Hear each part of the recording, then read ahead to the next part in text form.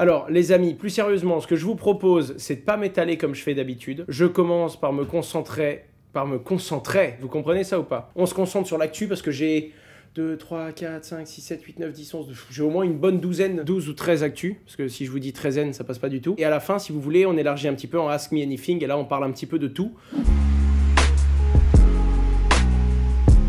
Alors les amis, globalement les cours, on a tapé un ATH cette semaine, on va le voir après dans l'actualité.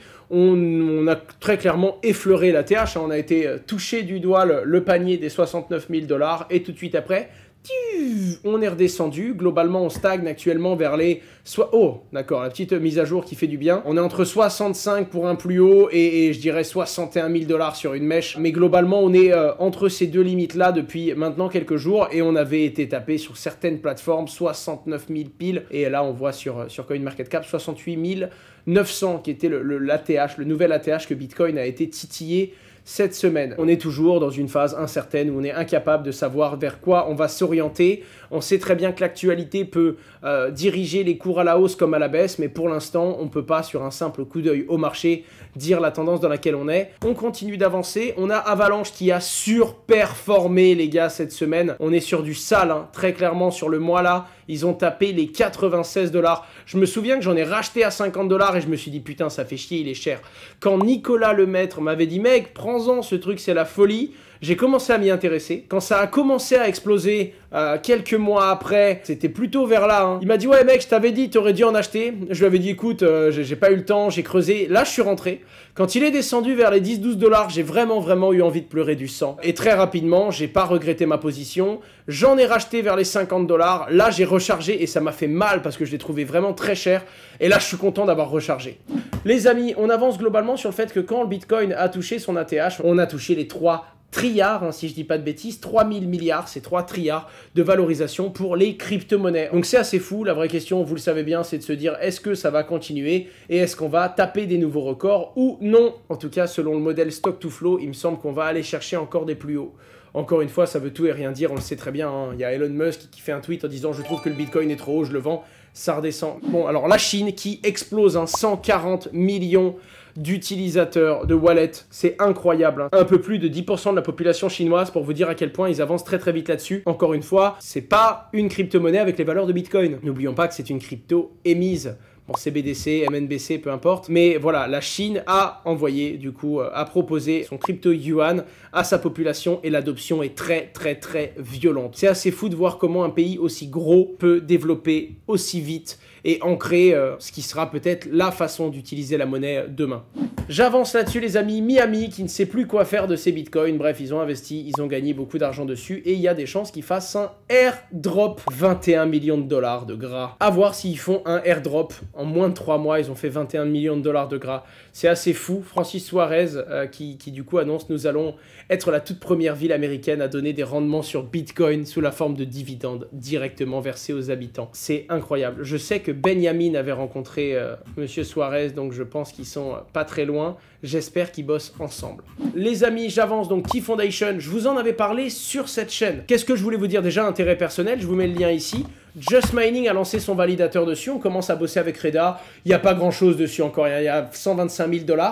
Il n'est pas listé sur Just Mining, il le sera peut-être un jour. En attendant, si vous avez des tokens Key, vous pouvez déléguer directement votre token sur nos nœuds, si ça vous intéresse évidemment. Le token est à 47 cents, donc si on tape CoinMarketCap et qu'on voit l'évolution du prix, je crois qu'on a fait x 150% depuis le moment où on l'a mentionné sur cette chaîne Twitch et sur la chaîne secondaire. Donc j'espère que vous en aviez acheté. Donc voilà, globalement, tout ce que, voilà, le token commence à prendre. Alors l'explication rationnelle à ça, elle est très simple. Avant, il y avait très peu d'utilisation, hein, c'était que de l'achat. Là, ils ont commencé à ouvrir leur application, l'application Club. Il y a à peu près 300 personnes qui l'ont utilisé. Et naturellement, il y a de plus en plus de personnes qui commencent à utiliser et à acheter et à détenir du Key. Car quand on a l'application, on doit immobiliser du Key token pour avoir des bonus. Donc naturellement, ça commence à se développer. À suivre, je sais qu'ils sont également en train de faire des choses avec Osmosis. Bref, le projet se développe bien. Évidemment, c'est sur du long terme. Attention, ceci n'est pas un conseil en investissement. Mais j'étais quand même content de venir fanfaronner en vous disant, voilà, on en a parlé sur la chaîne. J'ai une vidéo sur la chaîne secondaire qui vous permettra de revoir le concept. Le Web3. Alors là, je voulais vous en parler parce que c'est une question qu'on va aborder sur BFM la semaine prochaine, si je dis pas de bêtises.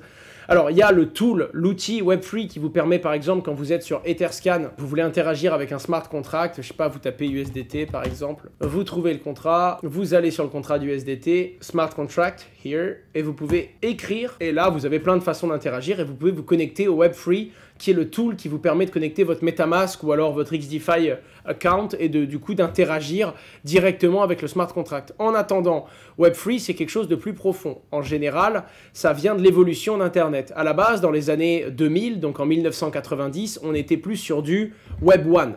Le Web 1, c'était la toute première version d'Internet, c'était le moment où on interagissait avec Internet. En fait, on allait récupérer de l'information. On était vraiment dans la phase où on allait écouter, on allait lire ce qu'il y a sur Internet, on allait glaner de l'information, il y avait quelques émetteurs et beaucoup de gens regardaient ce qui se passait sur Internet. On est rentré dans le Web 2, qui est toujours aujourd'hui, d'accord, ce qu'on connaît aujourd'hui, le World Wide Web, qui lui est l'interaction qu'on va avoir. Donc c'est-à-dire qu'il n'y a pas simplement aller chercher de l'information, il y a également la contribution.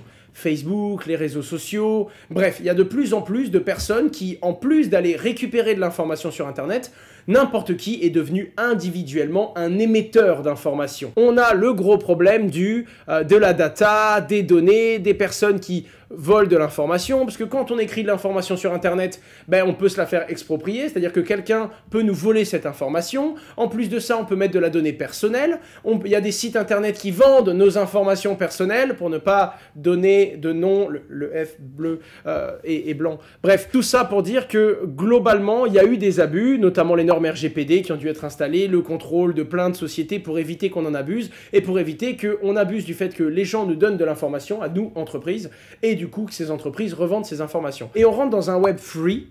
Encore une fois, la définition n'est pas fixe. Là, c'est en train de le définir. Je viens de le voir passer dans le chat et c'est vrai. Premièrement, ça veut également dire un Internet où on peut échanger des valeurs, où on peut envoyer de la data. Effectivement, je vois plein de gens qui disent dans le chat que les définitions varient. Tout le monde a sa propre version. J'essaye de faire un petit truc un peu pour donner aux gens les différentes tendances et les trois grands moments, mais pareil, hein, il n'y a pas de définition arrêtée de termes universels pour ça. Le Web 3, c'est non seulement un Web 2, mais où on maîtrise mieux les informations des gens, et autant vous dire que la décentralisation, le fait de pouvoir, quand on est sur un site, justifier son identité sans donner d'informations, de se connecter et d'utiliser des outils décentralisés en étant sur des sites internet comme des outils de paiement comme MetaMask et tout, ça risque de nous faire rentrer dans la nouvelle version du Web 3.0. De la même façon, il faut le savoir, d'ici 12 à 18 mois, j'ai peur de vous dire une bêtise sur les délais exacts, j'ai eu la chance de rencontrer le boss de Brut, et il m'a expliqué que le monde était sur le point d'évoluer un petit peu au niveau de la communication et que avant on était retargeté, c'est-à-dire qu'avant quand on arrivait sur un site on acceptait des cookies. Vous savez ce truc où t'es au téléphone, t'envoies une note vocale sur Facebook, tu dis ouais je vais m'acheter un nouveau coussin et puis après tu rentres chez toi le soir, t'allumes ton ordinateur portable et là tu vois des pubs de coussins et là tu dis merde. J'ai un peu l'impression de me faire suivre quand même. Eh bien ça va devenir très compliqué parce que les cookies vont être petit à petit interdits sur Internet. Et globalement, ça va changer la façon dont les gens vont interagir avec le web et où le web va interagir avec les gens finalement. Et donc à ce moment-là, je pense qu'on aura un monde avec beaucoup plus d'outils décentralisés. Donc voilà, je voulais juste parler de ça parce que c'est intéressant. Et pour vous dire, je suis censé être à jour là-dessus, quoi. Enfin, ça nous concerne tous. J'avais aucune idée d'un Web 1, Web 2, Web 3. J'étais pas au courant de tout ça, quoi. Donc j'ai appris beaucoup de choses et c'est drôle de voir comment ça évolue et de voir comment ça se développe. Encore une fois, ce sont des bonnes nouvelles, modulo ce qu'on va en faire, donc à suivre.